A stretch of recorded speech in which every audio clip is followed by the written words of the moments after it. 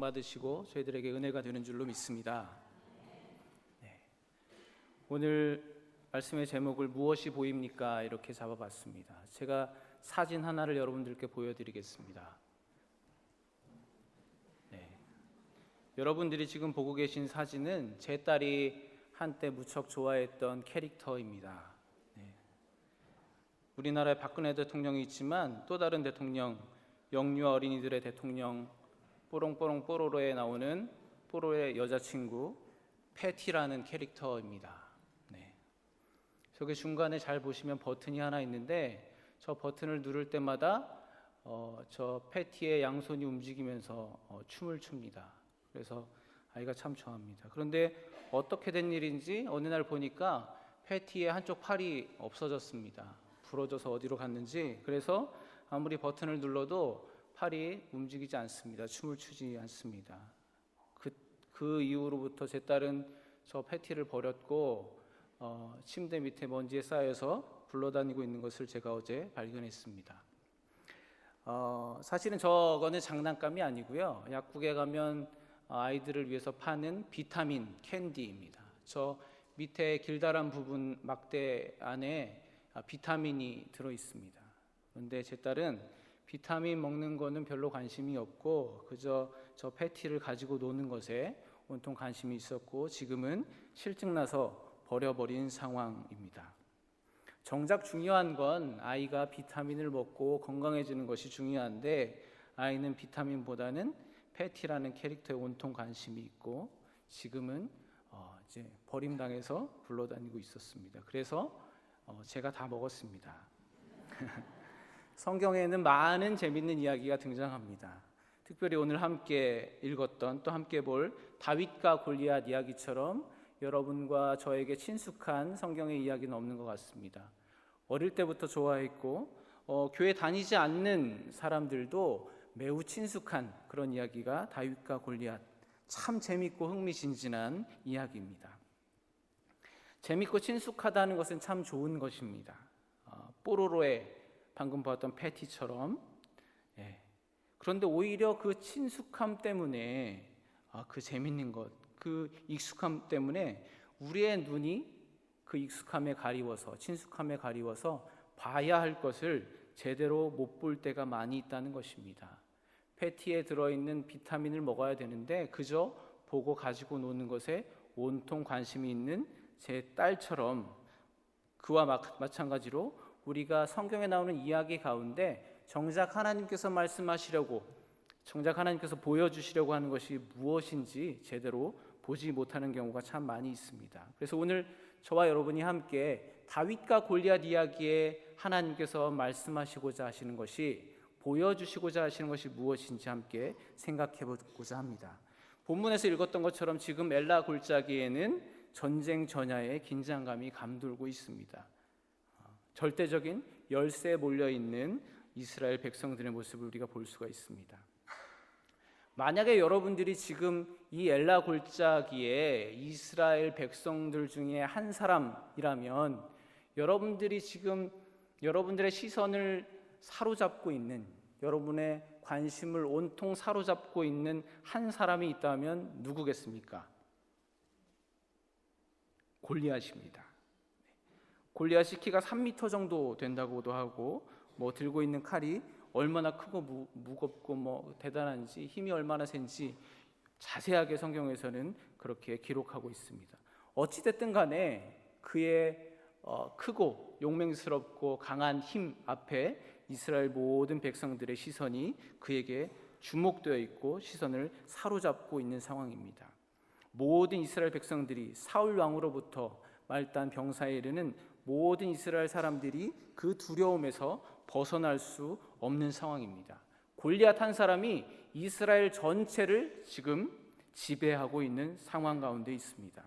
그런데 그게 하루 이틀 그런 게 아니고 40일 동안 조석으로 나와서 이렇게 자신의 힘을 과시하고 이스라엘을 모욕하면서 또 이스라엘 백성들은 그에게서 시선을 떼지 못하고 있는 상황입니다. 40일 동안 그렇게 했다는 것은 반대로 생각해 보면 이스라엘은 그 40일이라는 기간 동안 이렇게 저렇게 전략과 전술을 다 동원하고 이 방법 저 방법을 다 시도해 봤지만 결국 저 골리앗 한 사람을 쓰러뜨릴 아무런 방법도 찾을 수 없는 절대적으로 무기력한 상황 가운데 있다는 것을 말씀하는 것입니다. 11절 말씀에 보니까 사울과 온 이스라엘이 블레셋 사람의 이 말을 듣고 놀라 크게 두려워하니라. 그리고 24절에 보니까 이스라엘 모든 사람이 그 사람을 보고 심히 두려워하여 그 앞에서 도망하였다, 이렇게 말씀하고 있습니다. 지금 사울을 비롯한 모든 이스라엘 사람들은 골리앗이라는 한 사람 앞에서 그 존재를 듣고 놀라 크게 두려워하고 또 보고 심히 두려워하고 있다, 이렇게 말씀하고 있습니다. 여러분들이 살아가는 인생 또한 영적인 전투 가운데 있는 것 같습니다. 상황은 조금 다르지만 지금 이스라엘이 대면하고 있는 골리앗과 같은 그런 영적인 거대한 존재가, 커다란 문제가 여러분 앞에 떡하니 버티고 있습니다. 여러분은 그 두려움 때문에, 그 큰 존재, 그 큰 문제 때문에 여러분의 시선과 관심과 모든 삶의 조건들이 다 그 문제, 그 골리앗 앞에 묶여 있습니다. 전에는 모든 수단과 방법을 동원해서 문제들을 잘 헤쳐나왔지만 이번에 만난 이 골리앗이라는 여러분의 영적인 문제 앞에서는 여러분들이 이스라엘 백성들처럼 아무런 능력도 행하지 못하는 그런 상황 가운데 있을지도 모르겠습니다. 우리가 아무리 좋은 스펙과 능력이 있는 사람이고 예수를 믿었더니 하나님의 은혜로 만사형통하더라 찬송하다가도 결국 우리의 능력을 초월하는 골리앗이 한 명 나타나면 하나님이고 십자가고 온데간데 보이지 않고 그저 골리앗의 그 큰 덩치, 배틀채만한 창자루만 보이는 것이 우리의 연약한 인간된 모습입니다. 그런 우리가 하나님의 백성으로 살아갈 때 너무나도 쉽게 오해해서 제대로 보지 못하는 것이 있습니다. 이 세상을 살아가면서 나의 능력으로는 도무지 감당할 수 없는 골리앗과 같은 영적인 문제를 여러분들이 대면했을 때 왜 하나님은 나를 사랑하신다고 하는데 왜 항상 내 편에 서주시지 않는가라고 원망하고 하나님께 질문하는 경우가 많이 있습니다. 왜 이 문제 앞에서 하나님은 내 편이 되어주시지 않는가라는 질문입니다. 40일 동안 이스라엘 백성들도 이런 질문을 스스로에게 하고 또 하나님께 했었을 것입니다. 왜 하나님께서 택하신 백성 이스라엘과 함께 하시지 않는가라는 질문입니다. 여러분, 오늘 이 다윗과 골리앗 이야기에서 하나님은 누구의 편입니까? 어려운 질문이죠. 골리앗의 편입니까? 아니면 이스라엘 백성 편입니까? 당연히 그렇게 생각하시는데 사실은 아닙니다.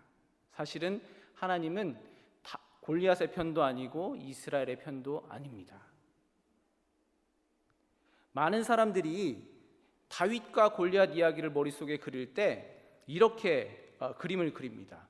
악하고 힘을 많이 가진 블레셋 골리앗 편, 그리고 약하지만 하나님이 택하신 선한 백성 이스라엘 편, 이렇게 두 편으로 나눠서 그림을 그립니다.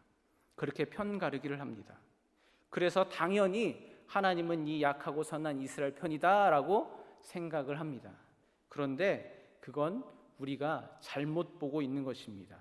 하나님은 지금 이쪽 편도 아니고 저쪽 편에도 안 서 계십니다.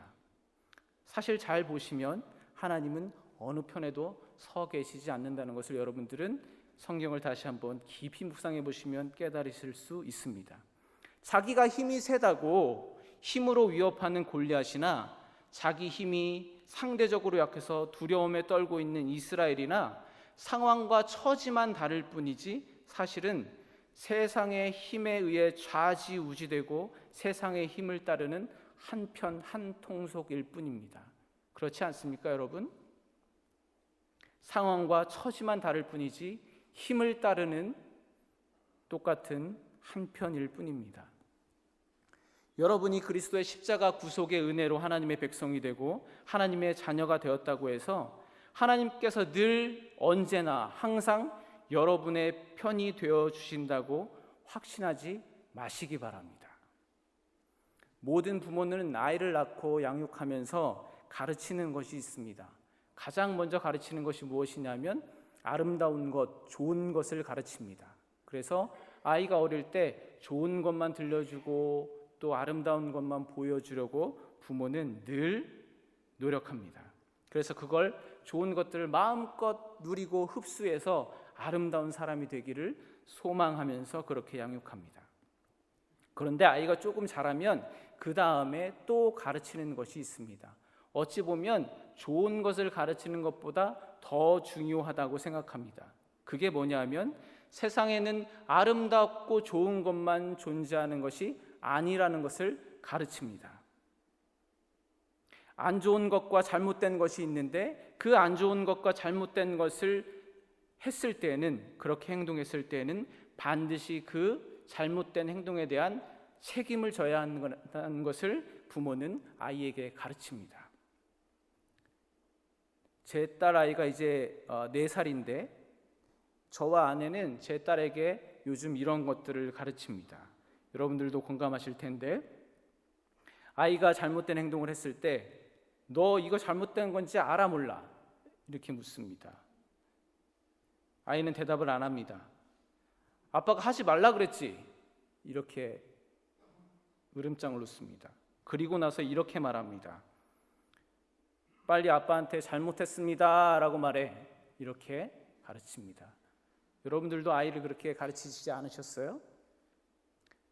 아이를 사랑하는 부모라면 반드시 이렇게 잘못된 행동을 지적하고 잘못을 용서하는 법을 가르치는 것이 정상입니다.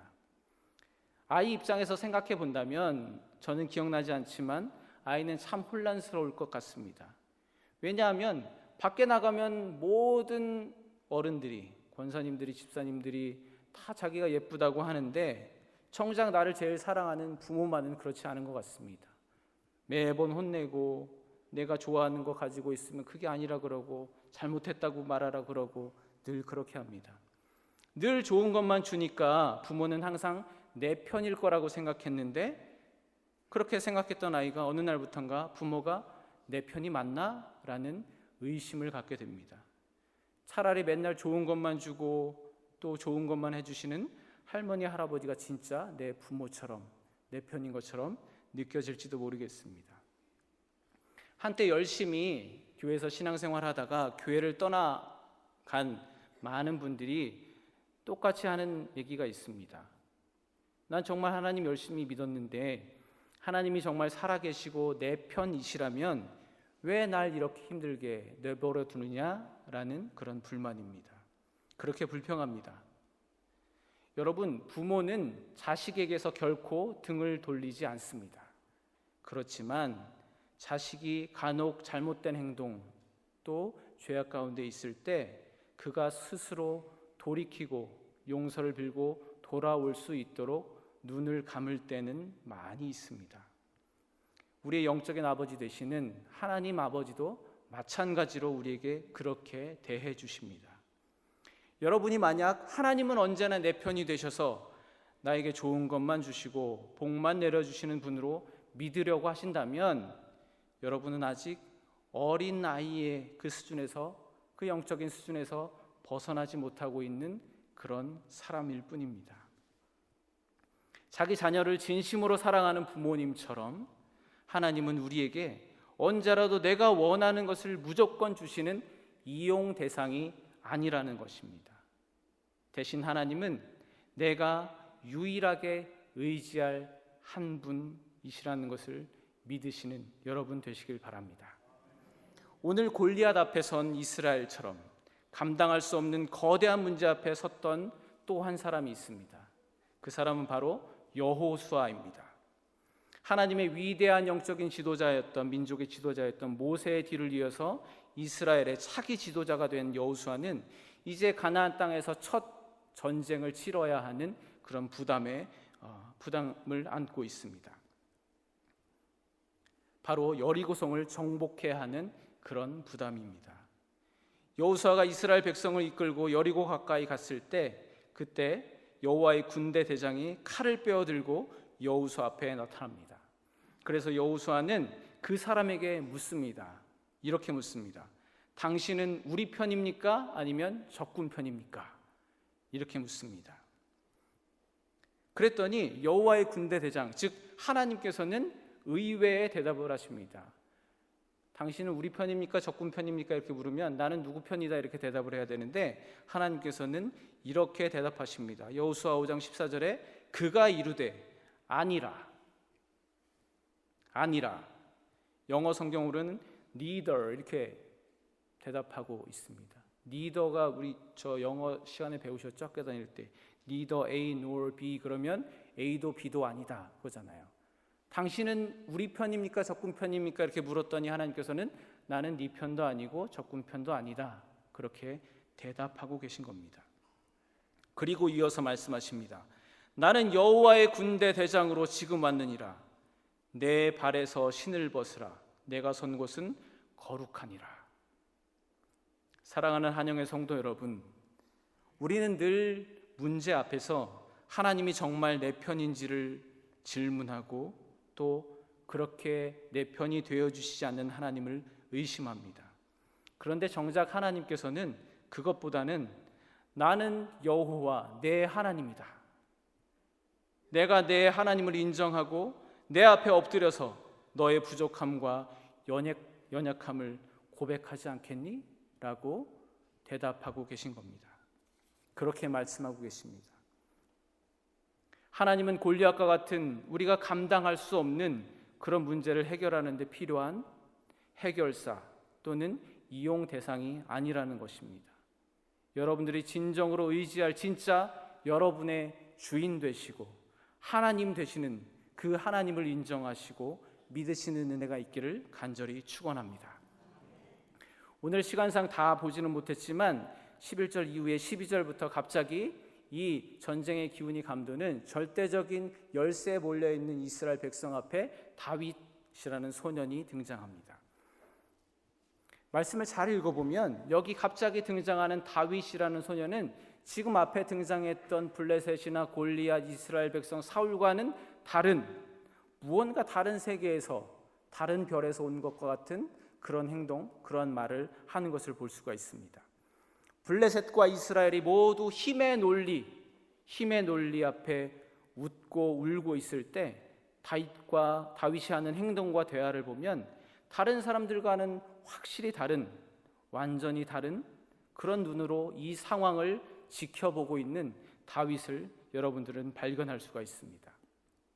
다윗은 세상의 방식이 아닌 하나님의 방식, 즉 영적인 분별력을 가지고 현실을 바라보는 사람이었습니다. 유명한 다윗의 시편, 우리가 주일 낮예배 때 찬양으로 고백하는 다윗의 시편 23편에는 이렇게 시작합니다. 여호와는 나의 목자시니 내게 부족함이 없으리로다. 그가 나를 푸른 풀밭에 누이시며 쉴 만한 물가로 인도하시는도다. 사실 다윗은 여기 엘라 골짜기에 있는 다른 사람들과는 늘 다른 세상에서 살던 사람입니다. 어릴 때부터 베들레헴 시골 언덕의 풀밭에서 아버지의 양을 돌보면서 다윗은 그렇게 살았습니다. 그는 자신의 힘이 아니라 하나님의 능력을 의지하고 하나님의 영향력이 온전히 미치는 하나님의 영적인 세계를 늘 매일처럼 경험하고 살았던 사람입니다. 하나님께서 베들레헴 풀밭에서 자기와 양들을 사자와 곰의 입에서 구원해 주신 것처럼 지금 엘라 골짜기 건너편에서 온갖 모욕적인 언행을 일삼고 힘을 자랑하며 의시되는 골리앗에게서 이스라엘을 구원해 주실 것을 다윗은 알고 있었습니다. 다윗은 그 하나님을 바라보는 유일한 사람이었습니다. 단지 지금 그가 있는 곳이 베들레헴 풀밭이 아니라 엘라 골짜기, 즉 장소만 상황만 바뀌었을 뿐이지 여전히 하나님은 다윗과 함께 계시다는 것을 다윗은 바라보고 있었습니다.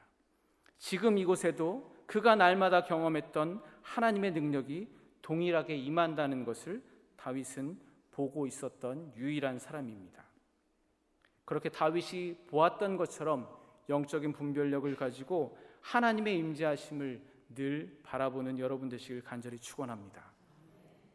그리고 시편 23편에서 이렇게 또 고백합니다. 내가 사망의 음침한 골짜기로 다닐지라도 해를 두려워하지 않을 것은 주께서 나와 함께 하심이라. 주의 지팡이와 막대기가 나를 안위하시나이다. 저는 여러분들이 어떤 상황 가운데 어떤 거대한 골리앗 앞에 서 계신지 잘 알지 못합니다. 그렇지만 다윗의 이 고백처럼 하나님의 친밀한 교제함 가운데 하나님의 안위하시는 은혜가 여러분 가운데 있기를 간절히 축원합니다.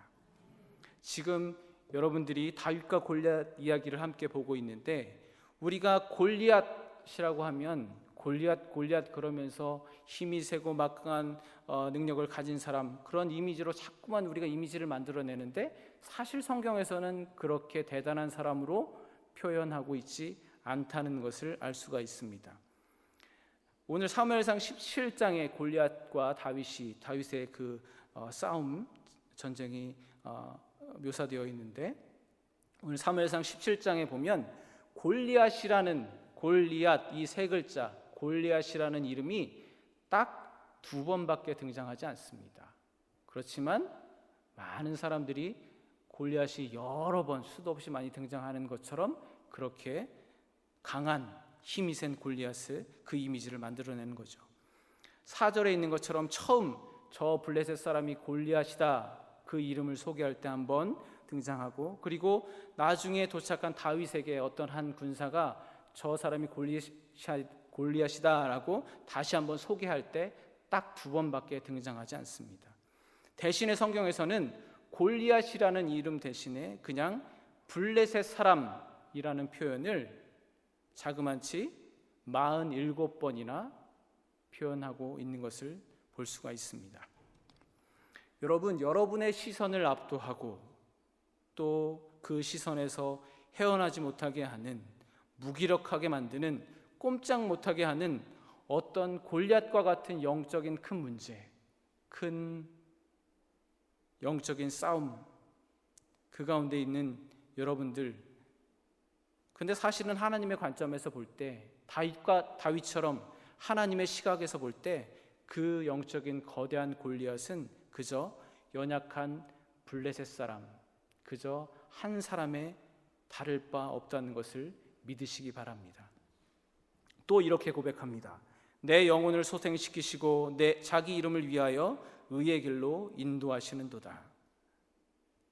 사랑하는 한영교회 성도 여러분, 오늘 이스라엘 백성들처럼 비록 여러분들이 하나님의 백성이고 자녀일지라도 골리앗과 같은 문제 그 앞에 서게 될 것입니다. 앞으로도 계속 그렇게 될 것입니다. 그리고 때로는 그 감당할 수 없는 골리앗 앞에서 왜 하나님은 내 편이 되어주시지 않는가라고 우리의 또 여러분의 믿음이 흔들릴 때가 있을 것입니다. 그렇지만 모든 사람들이 골리앗이라는 문제 앞에 가리워서 보지 못했던, 그렇지만 다윗만이 유일하게 하나님의 세계를 바라보았던 것처럼 성령께서 여러분의 영의 눈을 열어주셔서 하나님의 임재를 바라보시는 은혜가 있기를 간절히 축원합니다. 그래서 여러분들도 골리앗과 같은 그 문제 너머에 더 크게 함께하고 계신 그 문제 너머에서 여러분을 기다리시며 의의 길로 인도하시는 하나님을 의지하시는 우리 한영의 모든 성도님들이 되시길 간절히 축원합니다. 그리고 여러분 자녀손이 되시기를 간절히 예수님의 이름으로 축원합니다. 기도하겠습니다. 하나님 아버지, 우리를 하나님의 자녀로 삼아주시니 감사합니다. 그렇지만 여전히 저희 앞에는 골리앗과 같은 영적인 대적들과 문제가 버티고 있고, 저희는 두려움에 믿음이 흔들릴 때가 많이 있음을, 그런 연약한 존재임을 주님 앞에 고백합니다. 성령님, 우리의 영의 눈을 열어주셔서 세상이 보지 못하는 하나님의 능력을 바라볼 수 있도록 인도하여 주시옵소서. 그리고 그 문제 너머에서 우리를 기다리고 계시고 우리를 붙들고 계시는 하나님을 온전히 의지하는 한영의 모든 성도들 되게 하여 주시옵소서. 예수님의 이름으로 간절히 기도드립니다. 아멘. 찬송 357장 함께